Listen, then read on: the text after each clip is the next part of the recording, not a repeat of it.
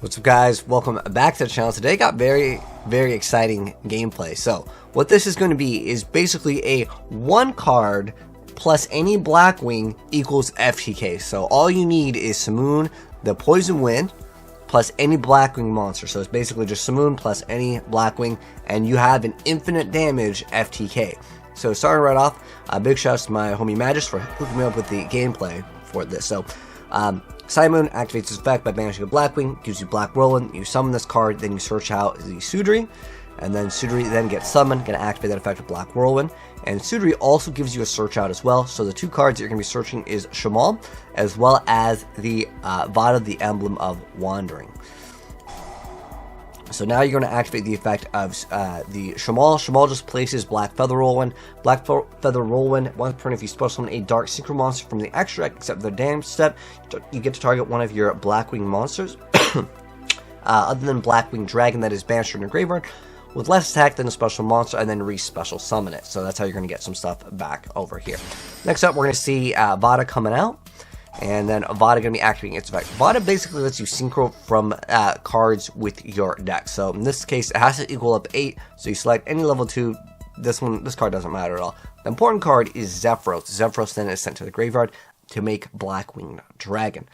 Then we're going to see Black Feather Whirlwind activating its effect, and it's going to bring back Vada the Knave. So that's coming back. I'm going to use Zephyros effect to bounce back Black Feather Whirlwind, and Zephyros coming out. And we're going to place this card once again, and then we're going to synchro up into No Thung, the Starlight. It burns your opponent, and it gives you an additional normal summon of a Blackwing. The burn damage is really important, as is part of the FTK. So we're also seeing this card get banished, and Black Feather Whirlwind is going to be activating its effect once again. Now we're going to go ahead and actually be able to add the Sudri, and then resummon Vada, the Emblem of Wandering. And then the opponent takes 800 points damage, and he gets the additional summon. That's how we get out Sudri the second time. Sudri then lets you add any of the card that mentions Blackwing Dragon. So he's going to go ahead and search out Sharnga, the Waning Moon. And on top of that, the Blackwing Twin Shadow.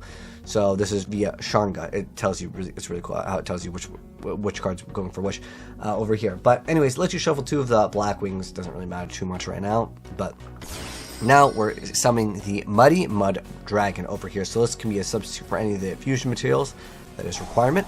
So now we're going to be able to activate this card, the Blackwing Twin Shadow, to shuffle 2 of your Blackwing monsters, a 2 and a non-2 that are banished and or in your graveyard into the deck / extra deck, to special summon a Blackwing Synchro monster or a Blackwing Dragon from your extra deck whose level equals the total levels of the 2 monsters. And if you control 2 or more Blackwing monsters, you can activate this card from your hand. So that's how you're able to use the trap card. And then we're going to be able to summon Boreas the Wicked Wind, which is a it was a newer one. It's one of the tuner synchros that Blackwing has access to. So we're going to see that card come out, and that's going to activate its effect, and it's going to go ahead and have the ability to dump. And then we're going to see Beals come out. So Beals, you guys might know where this is going. This is where the infinite damage comes in. Now we're summoning this card. It's just easy special summon condition. It doesn't really have any important effect at the moment. And then we're going to go into one of the newer popular cards. This card is actually very expensive. This is what allows all of these shenanigans to actually go off and go for even better combos. So Bystial Dissipator actually can be a disruption as well. It has a quick effect depending on what card that you're targeting in terms of the banish. So you can shuffle yours or your opponent's. You can either get a negate or a destroy. It depends on, again, the circumstances. So it is kind of a form of disruption. So we're using this as substitute material because it requires Fall of Albaz and +1 Fusion Synchro Exceeder Link monster. Obviously, we don't have Fall of Albaz here, so we're going to have a substitute going into Mirror Jade, the Iceblade Dragon over here. And then next up, we're going to go ahead and banish the Blackwing Boreas, and we're going to make Black-Winged Soul Dragon. So it must be Synchro Summon or Special Summon from your extra deck by banishing a Tuner Synchro and 1 Blackwing Dragon from your face-up field and or graveyard. So that's how this is banished, and that's how the Boreas, the Wicked Wind, is actually banished. And then on top of that, Bystial Dissipator is going to be able to bring back the Tuner Synchro, and this is going to make our play even better. So not only is it an FTK infinite damage, but in case something goes wrong, you have an ultimate boss monster, which is the Blackwing Full Armor Master. Remember, this is all basically one card plus any Blackwing. We can make this combo way better, which we're about to see very soon. To make Black for Armor Master, so basically lets you place the wedge counter, and then on top of that, each time your opponent controls a monster that's activating its effect, you're going to place a wedge counter on it, and then after that effect resolves, once per turn you can target one monster your opponent controls with a wedge counter, and you can take control over it, and then once per during your end phase, you can destroy all monsters on the field that have a wedge counter. So it's like it's a pretty decent boss monster, and it's unaffected by stuff, so yeah, it's a nice addition. So Mirror Jade, the Ice Blade Dragon, is going to be able to dump a card. You get to you can send a fusion monster from your extract to the graveyard that mentions Fall of Albaz. So that's Albion the Stigmatic Dragon in this case over here. And then we're going to go ahead and have to say rip to nothing. But don't worry, he's going to be coming back. So we're going to take some damage because that's part of the very beginning effects of the Simoon over here, where you take 1,000 damage. And since Albion the Stigmatic Dragon was sent, you're going to be able to set a branded spell / trap. That's why we went ahead and sent it with the Mirror Jade, the Ice Blade Dragon's effect. And that's going to allow us to go ahead and place the branded Expulsion over here. So that's going to be from our deck. And then we're going to be A-OK, and the FTK is about to start. So as soon as your opponent's turn starts, okay, don't wait too long. Don't want them to go to the main phase so they can actually activate stuff. You just immediately activate Branded Expulsion over here. So you tribute a fusion monster, target 2 non-fusion monsters that are banished or in either graveyard.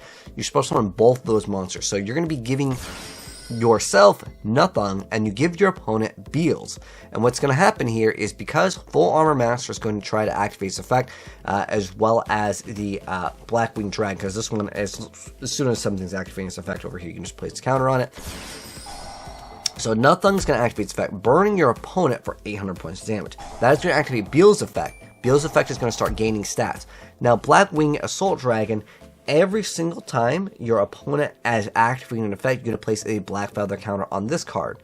And then on top of that, you get to burn your opponent for 700 points of damage. And then during during your opponent's turn, as a quick effect, you tribute it with 4 more Black Feather counters, and you destroy all cards on the field. So not only do you have an infinite damage, you have a instant, I can just Regeki, oh, it's more like Dark Hole and Heavy Storm. You also have an immunity monster, and this actually acts as a disruption. So once this is set up, your opponent will just simply lose. They can't actually do anything. It causes a mandatory infinite damage chain.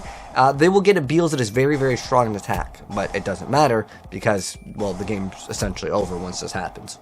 It is a very, very nasty combo to run into, but if you guys want to see it in a real game, let's go ahead and check it out. But I want to explain how the entirety of the combo and the process actually works to actually pull it off. So let's go ahead and see it in a real game, now as you guys have seen it in a controlled environment.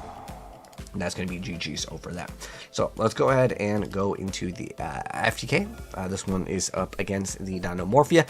And even if the opponent was to have something, you can run cards like Cross Out Designator to maybe stop your opponent from going and disrupting your combo. So there's multiple different steps to this that all equal to the same one.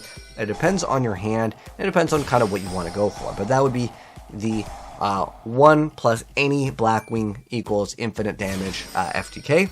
This one, there's a lot of things that you can do. You don't have to go for the full combo because you can make it shorter like you guys are seeing over here, because if you're confident that the FTK is going to be working, you don't need to go into the Full Armor Master. You can just make this. This is like the shorter version, but it's faster because you don't have to go through all those extra steps. But again, just activate that. And then, look, the opponent even has level gold, but it doesn't matter because we're not in the main phase. You want to do this ASAP so they can't activate anything that would say, like, during the main phase you can do whatever. Because now you control cards. It makes it a lot more difficult for things to be active in the hand trap department because you do give your opponent something. I bet you this guy was mad. Like, he had Lava Golem ready, and it doesn't matter. It outplays Lava Golem. Obviously, things like Nibiru can be a little bit more difficult. Unless your opponent has like a banish card, you're probably not going to be able to like negate that card's effect. But nonetheless, you have Cross Out. That could be an option to get rid of any other hand traps. But they're relatively fast. But I want to show you guys another variant of it. As again, there's lots of different ways to pull it off. In this instance, you're seeing Small World. It's going to go ahead and activate that effect. Place the Black Whirlwind, double Black Whirlwind, and we have the Sudori. So this one didn't even have that other card. I mean, you could just do it with Black Whirlwind plus this, and you could just skip that part of the step, and then you still pull it off. This against a kind of popular deck. I've been seeing a lot more Punk. It's the Gold Pride. Gold Pride is definitely seeing a lot more play now, because recently got some newer support, but nonetheless, No Thumb coming out, burning for some points of damage, and then we have the Black Feather Whirlwind. Zephyros going to be able to bounce back those cards and just let him reuse it. And when you have double Black Whirlwind, those cards should have been like a once per. It almost reminds me of like Gateway of the Six. It just becomes such a huge problem in modern Yu-Gi-Oh! If you do know what you're doing with this. I mean, what's crazy with this deck is it's not just cheese, right? Like, you can just play like a normal Blackwing deck. You don't have to play anything too weird to be able to go for this, like, as in you're limited. And in this instance, we even have a hot red dragon Archfiend Abyss to go ahead and target a face-up card their opponent controls and just negate its effect outright. He can't even go for the Gamma because, well, he's got to have no cards. So that's not going to be going. He's probably confused, because I'd be very confused by this as well. So you guys get the picture of right here. He's not going to be able to do anything. Okay, that's the bottom line. Here is the deck. I'll put the one-click link download in the Discord down below.